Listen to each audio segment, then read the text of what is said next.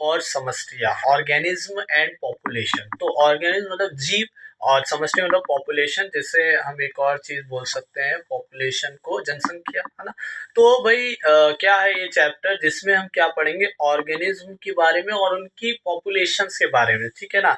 सबसे पहले देखेंगे पारिस्थितिकी। पारिस्थितिकी मतलब क्या होता है, इकोलॉजी, ठीक है ना।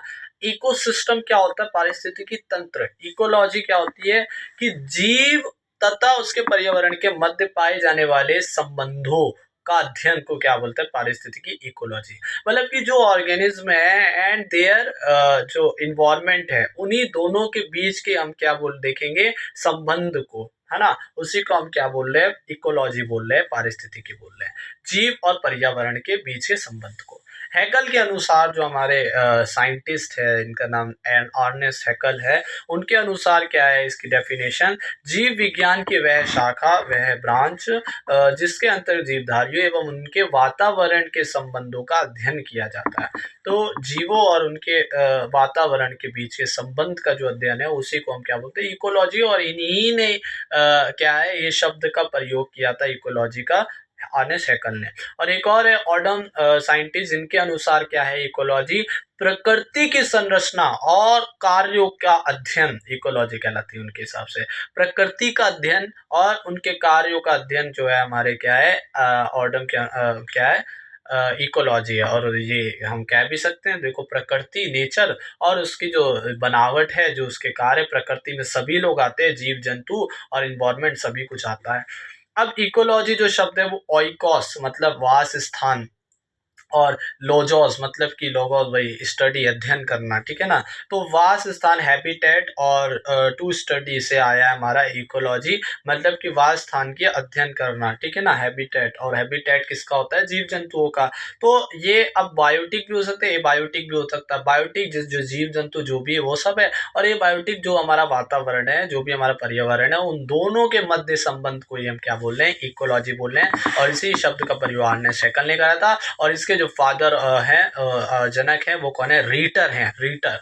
तो और इसके जो भारतीय जनक है, हमारे जो भारत के जो फादर ऑफ इकोलॉजी है, वो कौन है, प्रोफेसर रामदेव मिश्र। तो रामदेव जो प्रोफेसर रामदेव मिश्र हैं, वो इसके क्या है, भारत के फादर ऑफ इकोलॉजी है, ठीक है ना।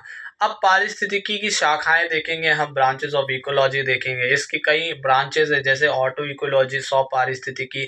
इसके अंतर्गत एक ही जाति के जीवों और उनके पर्यावरण में पारस्परिक संबंधों का अध्ययन किया जाता है। मतलब कि एक ही जाति, एक ही जीवों के बारे में और उनके पर्यावरण के बीच के संबंध की है अध्ययन करता है, हम करते हैं सौ पारिस्थितिकी मतलब ऑटो इकोलॉजी में। दूसरा इसकी ब्रांच है सामुदायिक पारिस्थितिकी, सिन इकोलॉजी। सिन मतलब कि मिली जुली जीव जंतुओं के बारे में, मतलब कि विभिन्न जातियों और उसके वातावरण के बीच के, मतलब कोई जीव समुदाय है, कोई बीज जो विभिन्न जातियां हैं, उन्हीं के और उनके वातावरण के बीच के संबंध को ही हम किस में पढ़ते हैं, पारिस्परिक क्या बोलते हैं, सामुदायिक पारिस्थितिकी में पढ़ते हैं, ठीक है ना।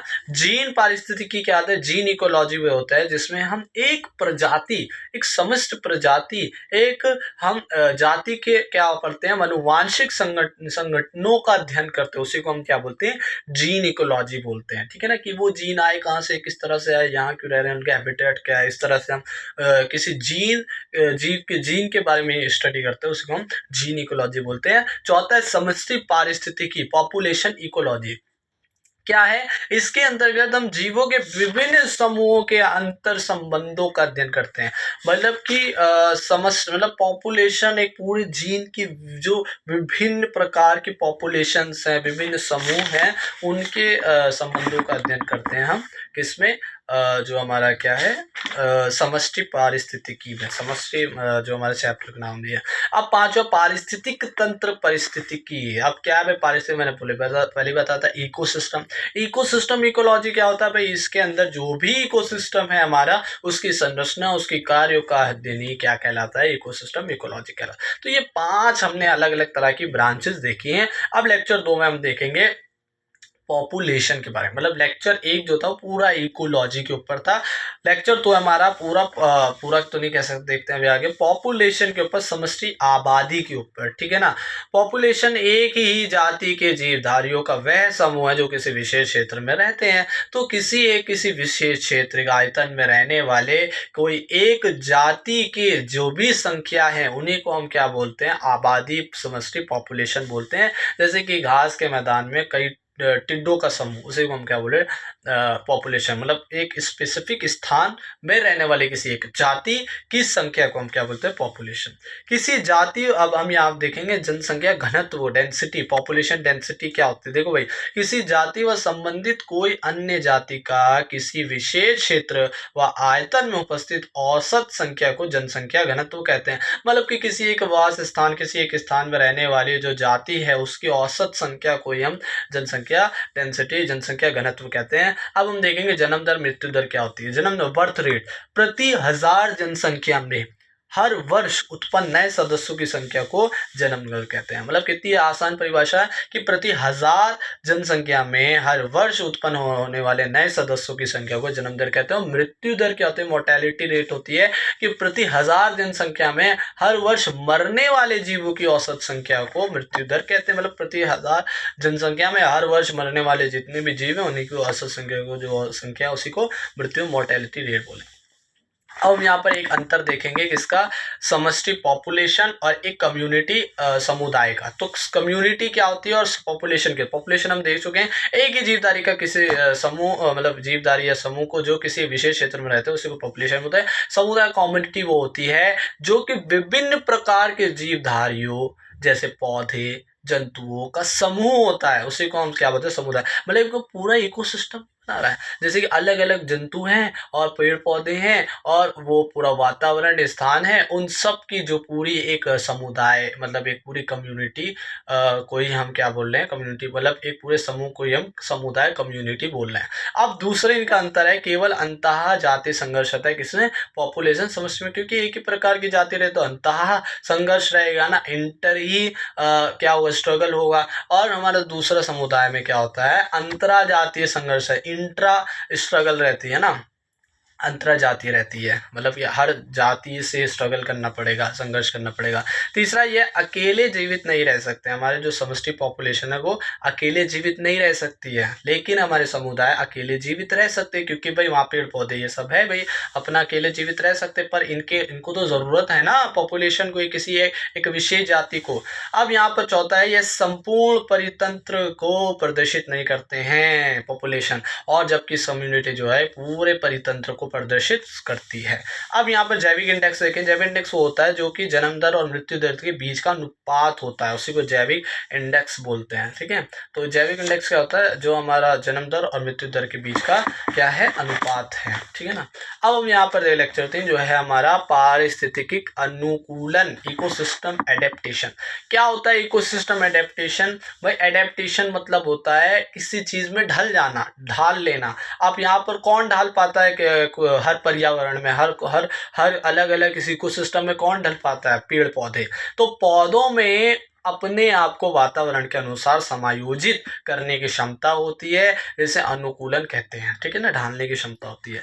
अब वार्मिक एक साइंटिस्ट है, उनके अनुसार जल संबंधी के आधार पर, जलों के आधार पर पौधों को 3 समूहों में वर्गीकृत करा है ना। एक तो वो जल में रहते जलोद्भिद पौधे, दूसरा एक मरोद्भिद और एक लवणोद्भिद पौधे। तो सबसे पहले हम यहाँ पर जो अब हम पढ़ने वाले हैं वो सब पढ़ने वाले हैं जलोद्भिद पौधों के बारे में, जिनको आप बोलते हैं हाइड्रोफाइट्स। तो हाइड्रोफाइट्स ऐसे पौधे जो पूर्ण या आंशिक रूप से जल में डूबे हुए होते हैं, और इस समूह के अंतर्गत तालाबों, झीलों, अन्य जलयुक्त भागों में उगने वाले पौधे होते हैं, ठीक है ना। तो ये कौन से पौधे, तो तालाबों, जो हमारे झीलों में और या समुद्र में जो रहने वाले, जो जलयुक्त भागों में होने वाले पौधे हैं, उन्हीं ही को हम क्या बोलते हैं, जलोद्भिद, हाइड्रोफाइट्स बोलते हैं। अब इनके लक्षण क्या है, सबसे पहले अंतराकोशिकीय अवकाश होता है इनमें, हवा, जिसमें हवा भरी रहती है। मतलब इनकी कोशिकाओं में एक अवकाश रहता है, स्थान रहता है जिसमें हवा भरी है, जिसकी वजह से तैरते रहते हैं, ये जल में डूबते नहीं, ठीक है ना।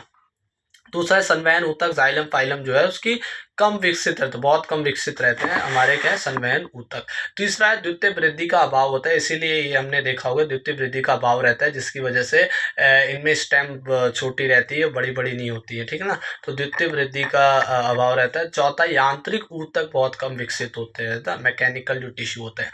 पांचवें, स्ट्रोमेटा जो है हमारे, जैसे हम रंध्र बोलते हैं, उनकी अनुपस्थिति होती है, और यदि होते भी हैं तो वो कार्यहीन होते हैं।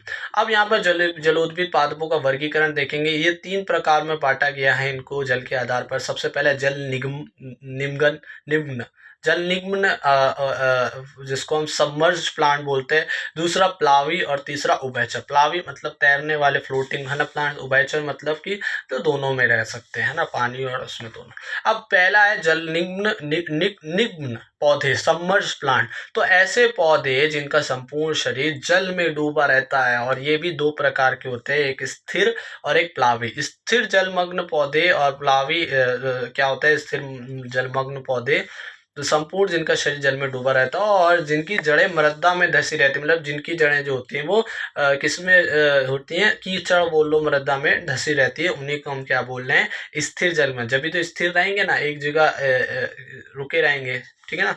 इनके उदाहरण है वैलिस नीरिया और नाइटेला। तो ये उदाहरण याद है, वैलिस नीरिया, नाइटेला किसका उदाहरण है, स्थिर जलमग्न पादप का। दूसरा प्लावी जलमग्न पादप, ऐसे पादप जिनकी जड़ें मृदा में स्थिर नहीं रहती है तथा जल की सतह के नीचे स्वतंत्र रूप से तैरते रहते हैं, जैसे कि हाइड्रिला सिरेटिफाइलम। तो ये भी उदाहरण याद रखेंगे।